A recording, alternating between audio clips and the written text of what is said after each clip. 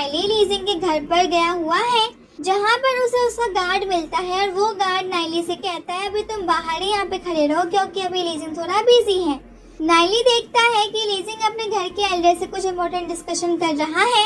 नाइली रुकता नहीं है और उन सभी की डिस्कशन छुपकर सुनने लगता है, जहाँ पर दोनों एल्डर लीजिंग से कह रहे हैं कि हम तुम्हारे टैलेंट को एक्नॉलेज करते हैं, तुम बहुत शानदार हो, लेकिन जब हम लोग तुम्हारा कंपैरिजन यू फेंग के साथ यहाँ पे करते हैं तो तुम अभी उससे बहुत दूर हो। ये सुनकर लीजिंग कहता है कि ये जो तुमने अभी आखिरी लाइन बोली है, क्या ये बोलना जरूरी था? ये बात सुनकर एल्डर गुस्सा हो जाते हैं, लेकिन आराम से कहते हैं कि फैमिली में जो टोटल 10 एल्डर हैं, उनमें से 6 लोगों ने ऑलरेडी यू फेंग को फैमिली का सक्सेसर मान लिया है और बचे हुए वो 4 एल्डर हैं, उनमें से 2 लोग लियूसी को सपोर्ट करते हैं और तुमको केवल हम दोनों सपोर्ट यहाँ पे करते हैं। और अभी एक और दिक्कत हो गई है। प्रॉब्लम ये है कि लियूसी ने फैमिली की पोजीशन के लिए कंपटीशन में भाग लेने से मना कर दिया है, इसीलिए जो बाकी 2 लोग हैं आप बोलोगे भी यू फेंग को सपोर्ट यहाँ पे करेंगे और हम दोनों ये उम्मीद यहाँ पे करते हैं कि तुम इन सारी जो भी ऑब्जर्वेशन ओवरऑल सिचुएशन बनी हुई है उसे समझने के प्रयास यहाँ पे करोगे। ये सब सुनकर लीजिंग कहता है कि अगर लियूसी ने कंपटीशन में भाग लेने से मना कर दिया है तो ठीक है, मैं भी इस कंपटीशन से पीछे हट जाता हूँ, लेकिन आप लोग जो चाहते हैं वो मुझसे कभी नहीं हो पाएगा। मुझे बताइए आप लोग यू फेंग के पास क्या क्वालिफिकेशन है? क्या उसके पास आज जो है क्या वो महल नहीं पा सकता? ये सुनकर एल्डर गुस्सा हो जाते हैं और कहते हैं तुम इतना इग्नोरेंट व्यवहार क्यों आप दिखा रहे हो? जबकि तुम्हें हर एक चीज की सच्चाई जानते हो तो फिर तुम बार बार जबरदस्ती क्यों करते हो? ये सुनकर लीजिंग भी गुस्सा हो जाता है और गुस्से से कहता है मैं नौटंकी कर रहा हूँ, आपके हिसाब से बताओ यू फेंग मुझसे कितना ज्यादा स्ट्रॉन्ग है और उसके साथ जो लोग भी हैं उनकी भी संख्या ज्यादा नहीं है। भले ही परिवार के लोग उस पर विश्वास यहाँ पे करते हो, लेकिन बाहर उसके पास ट्रस्ट नहीं है। बाहर के लोग मुझ पर ज्यादा यहाँ पे विश्वास करते हैं और अगर आप लोगों ने यहाँ पर आने से पहले ही ये मन बना लिया है कि आप लोग अब आगे मेरा साथ नहीं देंगे तो ठीक है, मुझे आप लोगों के साथ ही कोई जरूरत नहीं है, मैं अकेला अपना रास्ता यहाँ पे ढूंढ लूंगा। ये सुनकर एल्डर अपने मन में सोचते हैं कि लोगों को कैसे कंट्रोल करना है, ये चीज तो लीजिंग को बहुत अच्छे से आती है और उसके फॉलोवर और उसको चाहने वाले लोग की संख्या यू फेंग से बहुत ज्यादा है, इस बात में तो कोई दो राय नहीं है। तब दूसरे एल्डर कहते हैं कि देखो मैंने हर एक तरीका लगाया, हर एक चीज का लालच दिया, लोगों को समझाया, लेकिन कोई भी एल्डर तुम्हारे पक्ष में आने के लिए तैयार नहीं है। ये बात सुनकर पहले एल्डर कहते हैं कि अगर तुम यू फेंग से थोड़ी दोस्ती बढ़ाते हो, यू फेंग के और करीब जाते हो, तो परिवार के और जो एल्डर हैं वो भी शायद तुम्हारी बात सुने।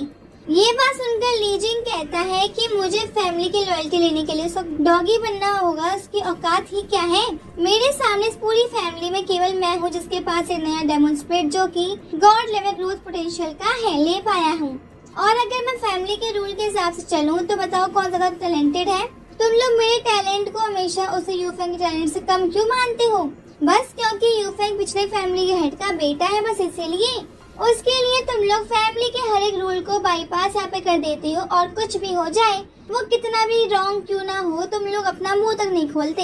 पहले मुझे अपने डेमोन्स्ट्रेट के साथ मर्ज हो जाने दो और फिर उसके बाद मेरी स्ट्रेंथ उससे बहुत ज्यादा आगे चली जाएगी। ये सब सुनकर एल्डर कहते हैं कि अभी तुम्हारी जो पोजीशन है फैमिली में उस हिसाब से तुम जैसे बात कर रहे हो वैसे तुम्हें बात नहीं करनी चाहिए, क्योंकि अभी तक तुम्हारे पास जो पावर है उससे हमारी यहाँ पे ज्ञान फैमिली नहीं यहाँ पे चल सकती।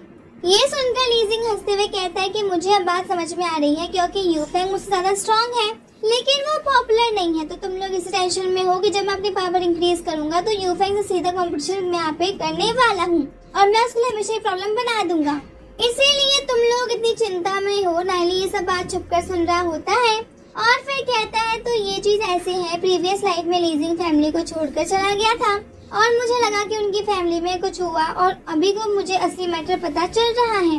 लीजिंग फैमिली को छोड़कर इसलिए गया था क्योंकि यू फेंग फैमिली का हेड बन गया था। फिर हम लीजिंग को देखते हैं जो कि दोनों एल्डर से कहता है कि अब आप लोग जा सकते हैं, आप लोग यू फेंग के डॉगी बन सकते हैं, लेकिन मैं नहीं। ये सुनकर एल्डर गुस्सा हो जाते हैं, गुस्से में वो खड़े होकर कहते हैं कि तुम अपनी आदत सुधार लो वरना तुम्हें भारी यहाँ पे वो पड़ने वाला है, तुम्हें तमीज नहीं है कि कैसे बात यहाँ पे की जाती है। लेकिन दूसरे एल्डर उनको रोक लेते हैं, फिर वो दोनों वहाँ से चले जाते हैं।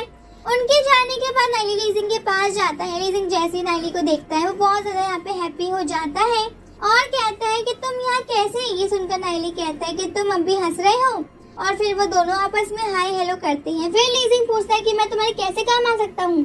तुम्हारे लिए, लेकिन मैं रोने नहीं वाला, ये मुझसे मत कहना। और ऐसा लग रहा है कि तुमने सारी बात सुन ली है, लेकिन ये सब फैमिली में होता रहता है, फैमिली में रहने का यही नुकसान है। अच्छा ये बताओ तुम लोग यहाँ क्यों आए हो? तभी नाइली अपना रिफाइन किया हुआ डेमोन्स्ट्रेट लीजिंग को दे देता है और कहता है ये लो जो तुम चाहते थे। इस पर लीजिंग कहता है इतनी जल्दी? इस पर नाइली जवाब देता है कि जल्दी नहीं, स्ट्रॉन्ग भी। डेमोन्स ड्यूनफेंग के डेमोन से बहुत ज्यादा स्ट्रॉन्ग है।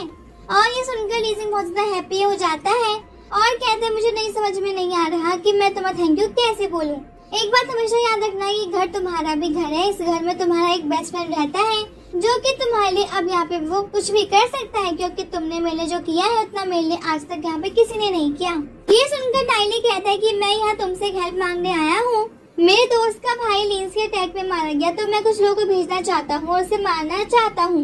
ये सुनकर लीजिंग कहता है कि तुम्हारे दोस्त का भाई यानी मेरा भाई, बताओ कितने आदमी चाहिए, बस टाइम बताओ। इस पर नाइली कहता है कि ये तुम अपने हिसाब से देख लो, परसों उन पर हमला करवाना है और उनमें से कोई भी जिंदा नहीं बचना चाहिए। इस पर लीजिंग कहता है कि बस तब ठीक है, अब सब मुझ पे छोड़ दो, मैं अभी कुछ लोगों को उनको फॉलो करने के लिए भेज देता हूँ और वो लोग यहाँ पे वो कल तक मुझे इन्फॉर्मेशन ला कर दे देंगे और फिर मैं उनको छोड़ूंगा नहीं। ये सब सुनकर नाइली लीजिंग को थैंक यू कहता है और फिर सीन शिफ्ट होता है और हम देखते हैं कि नाइली, शियाओ और लिंगार जा रहे होते हैं। लिंगार रास्ते में ही नाइली से पूछता है कि अब हम लोग यहाँ पे कैसे जाएंगे।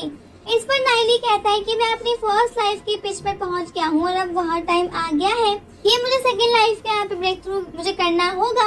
इसमें केवल कुछ ही घंटे बचे हैं और फिर जैसे ही घर पहुँचता है और देखता है कि पाई उसका पहले से वहाँ पे इंतजार कर रहा है और पाई नाइली से कहता है कि मैं तुम्हारे यहाँ पे कब से वेट कर रहा हूँ। ये सुनकर नाइली कहता है कि जब मैं तुम्हारे यहाँ पे घर से लौटा हूँ उसके बाद मैं कहीं यहाँ से मैं चला गया था, बस मैं अभी आ रहा हूँ।